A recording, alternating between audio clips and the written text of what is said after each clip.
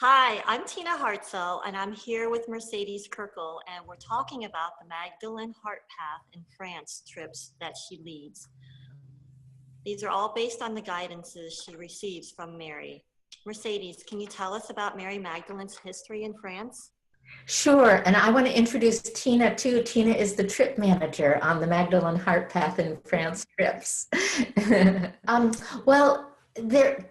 First of all, what I want to say is there's no definitive history of Mary Magdalene in France. We know very little about Mary Magdalene. In fact, from a historical perspective, I would say even what we do know isn't really history because it's in the Bible and we don't know where the Bible came from. It's, something that's been passed down. We don't know the sources originally. There's so much that we don't know.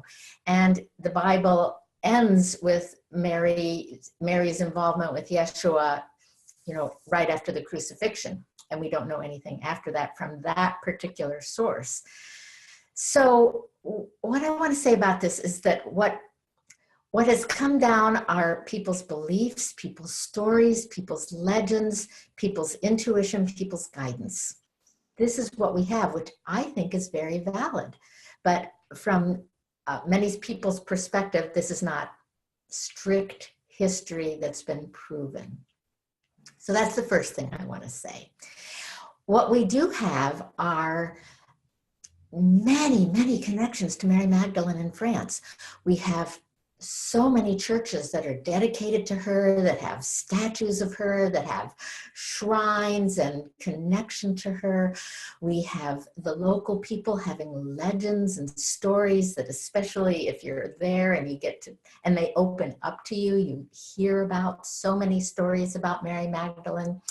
You have the connection with Mary Magdalene through other things such as the many Black Madonnas that are in the region and the history of other groups such as the Cathars. And then you have people's own response to Mary Magdalene. Oh yes, there's also in the land itself, there are so many sites that are connected to Mary Magdalene or dedicated to Mary Magdalene. There's mountains, there's bodies of water, there's caves. There's so much pointing to Mary Magdalene. And then you have people's experiences when they go to the south of France and how they feel and connect with Mary so strongly. So all of that adds up to a rich connection that many, many people hold in value and feel is very real. Nice. So having said all that, are there any of the legends you want to share with people right now or any clues that you have found personally in that part of France? Well, my experience the first time when I went to France, Mary gave me the guidance, don't look for her in the churches, look for her in the land. And that was very significant to me. And the one church that has lots of Mary Magdalene connection for many people, and it is called the Church of Mary Magdalene. It's in Rennes-le-Chateau. And many people feel a very strong connection to Mary Magdalene through that church. And there are lots of different theories and ideas, stories surrounding it. And no one knows for sure what exactly is the connection or the history there. But when I went there, I had heard so much, I wasn't expecting anything. I thought this is just kind of like a spiritual circus. And right. I'm going to go there and it's not going to be real.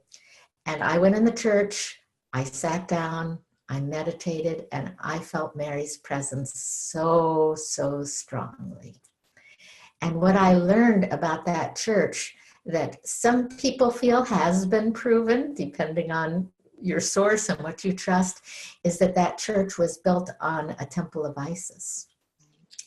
And many of the churches in Europe were built on top of previous temples that were goddess temples. This is something that is a fact as far as I understand. And I believe that this one was also, and I believe that's what I was feeling. And I actually think that was a church that Mary frequented. I think that was an area that Mary frequented. And that I felt the connection through the temple and through Mary's connection to the temple.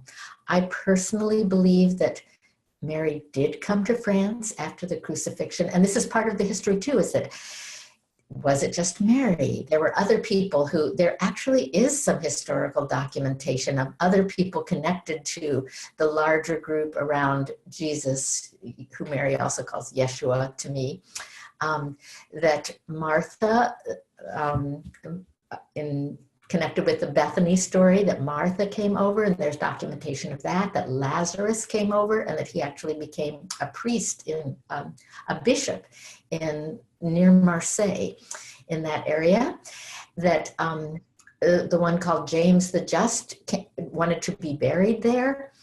And then there's the legends that others came over, including Sarah, and we're not sure who Sarah is. Was this Mary Magdalene's daughter? Was this Mary Magdalene and Yeshua's daughter? Was this someone else? Many stories, many different beliefs, and woven in with the churches there. I personally believe that Mary and Yeshua both came over after the crucifixion, that Yeshua survived the crucifixion, was resuscitated and healed by Mary and other of the healers of the Essenes, who were very high healers and trained in this way. And that they both came over, and this is part of the legend too, that many people believe both of them were there. And the other historical part that's woven into this is that Pontius Pilate's wife, Claudia Procula, was from this region of France. And before and after the time that we know about in the Bible with Jesus, she was in this area, and I believe came back afterwards with Pontius Pilate. My personal belief, and others hold this belief as well, is that Claudia Procula was a follower of Jesus, of Yeshua, and was very close to Mary Magdalene, and that she helped them to escape and to relocate to this area. And I believe the actual area that they lived in was Rennes-les-Bains, which was a Roman spa town, a warm springs, hot springs place where upper middle class Romans and well-to-do Romans would have gone. It was protected, and I believe Claudia Procula helped them, guide them to this area.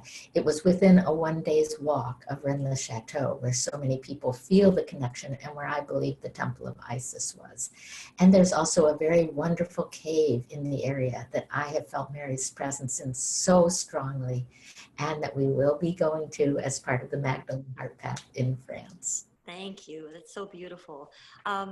My next thought was, what do you want to share about the Black Madonnas from this part of France? Oh, there's so much to share about the Black Madonnas. It's so rich. And we'll be going into that in another video, as well as talking, and the connection to Mary Magdalene with the Black Madonnas, as well as talking about the Cathars and the Mary Magdalene connection with the Cathars.